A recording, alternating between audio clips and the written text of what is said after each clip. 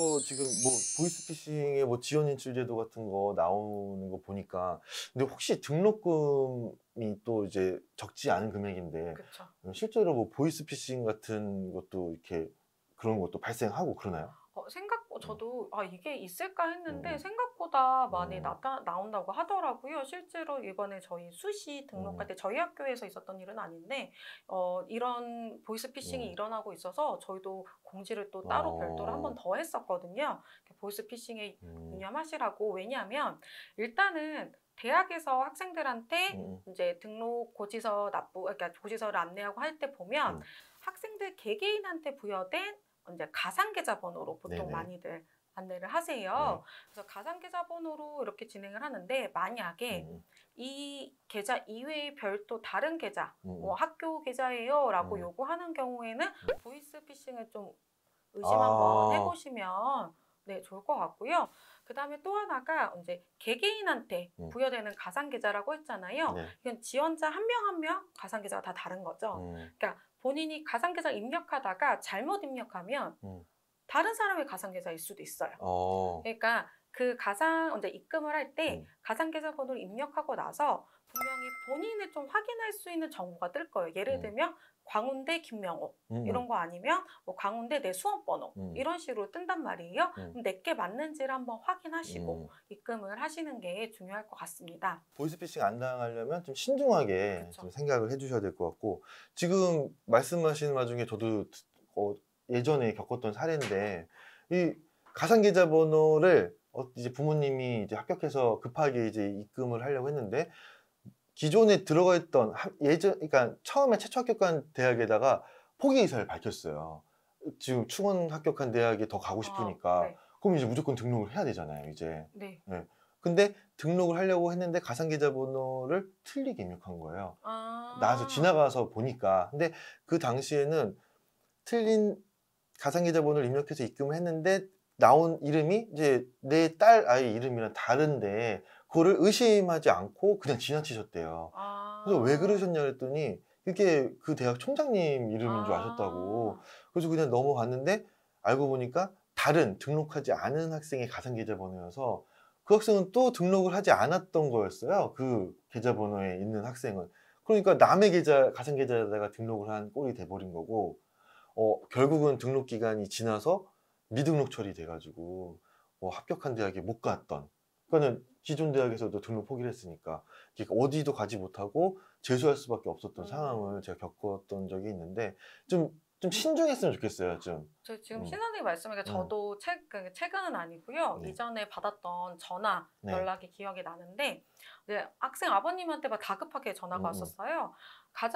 그 학생이 알려준 계좌번호로 돈을 음, 입금하는데 돈이 안 들어가요. 어, 라고 하시는 거예요. 그래서 아버님은 혹시 등록금이 이미 납부하셨나요? 네, 그러면 그다음부터는 돈이 입금이 음, 안 되거든요. 음, 그래서 그렇게 말씀을 드렸더니 아니래요. 아직 등록금을 납부하지 않았대요. 음, 그럼 돈이 안 들어갈 수가 없는 네네. 거잖아요. 그래서 알아봤더니 이제 가상 계좌번호를 학생이 잘못 알려준 거예요. 아, 그러니까 다른 아버지한테? 학생이 가상 계좌번호를 알려준 거죠. 학생이 이렇게 어, 치다가 잘못 친 것 같아요. 어, 근데 다행스럽게도 이 학생, 그나마 좀 다행스럽게도 이 어, 학생은 그 잘못 입력한 가상 계좌번호의 학생은 이미 등록금을 납부한 상태여가지고 아, 돈이 더 이상 들어가지 않는 거예요. 정말 네. 천만다행이네요. 왜냐면 그러니까 등록금을 이제 그렇죠. 넣으면 그거는 막혀요. 이제 더 이상 돈을 못 넣거든요. 끝나게 되는 네, 거죠. 맞아요. 그 금액이 들어오면 네, 맞아요. 끝나잖아요. 응. 네, 그래서 이 학생은 그나마 다행인 거죠. 그걸 음, 확인을 하고 음, 전화 연락을 저희 쪽으로 주셔가지고 빠르게 음. 이제 대응해가지고 등록은 할 수 있었던 어머. 상황이거든요. 제가 얘기한 사례랑 완전 이제 그쵸. 정반대 사례예요. 그렇죠. 그렇기 때문에 학생들 꼭 이 부분 내 계좌번호가 음, 맞는지 내 정보가 있는지 음, 확인하셔야 되시고요. 계속 강조드리지만 음, 납부한 이후에는 납부 확인서라던가 음, 이런 걸 꼭 내 제대로 납부가 되었는지 등록금 납부가 되었는지를 꼭 한번 확인해 보시기 바랍니다. 네. 주의해야 될 점이 정말 많네요. 네. 그렇죠. 또 어떤 것들이 있어요? 또 이제 정시 음, 이제 등록금 납부와 관련해서 네네. 좀 안내를 음, 해드리도록 할게요. 일단은 그 등록부 납부 고지서를 보면 네. 뭐 금액이 얼마다 이렇게 음, 나올 거예요. 근데 그 중에 이제 장학금을 받는 학생들이 있잖아요. 음, 그 중에서도 전액 장학금을 받는 학생들은 음, 등록 등록해야 될, 납부해야 될 금액이 음. 영원으로 음. 이제 나오는 학생들이 있을 거예요. 금액란에 영원으로. 네네. 그 학생은 굉장히 잘해가지고 전액으로 좋겠네. 장학금을 받는 거죠. 네. 근데 이 학생들 같은 경우에 이 영원 납부 어떻게 해야 될까요? 그러니까 이거 질문 저도 예전에 많이 받았는데 영원도 이제 어쨌든 그 절차를 이게 진행해야 되는 거 아닌가요? 네, 맞아요. 그러니까 이게 학생들이 좀 많이 착각하는 것 중에 하나가 정말 많이 착각해요, 네네네. 생각보다. 영원이다 보니까 납부할 금액이 없으니 나는 등록이 이미 된 거 아니냐라고 생각을 하는 경우들이 많아요. 아무것도 안 하는 친구들이 있을 수 있겠네요. 네, 아무것도 안 하고 이미 막 그 학교 된 것처럼 준비하고 있는 학생들이 생각보다 많습니다. 등록하지도 않았는데. 네네. 네, 근데 이 영원 이제 이 뜨는 학생들도 뭐 모집 요강이라던가 뭐 대학에서 고지한 걸 보면요, 영원일지라도 등록 납부를 하셔야 됩니다라는 공지가 있을 거예요. 이건 뭐냐면 학생들 영원이라고 해가지고 납부할 금액이 없으니까 내가 등록이 된 거다라고 생각하시면 안 되고요. 실제로 영원 이체를 하고 등록금 납부 확인서에 등록이 됐다라는 거 확인할 수 있으셔야 돼요.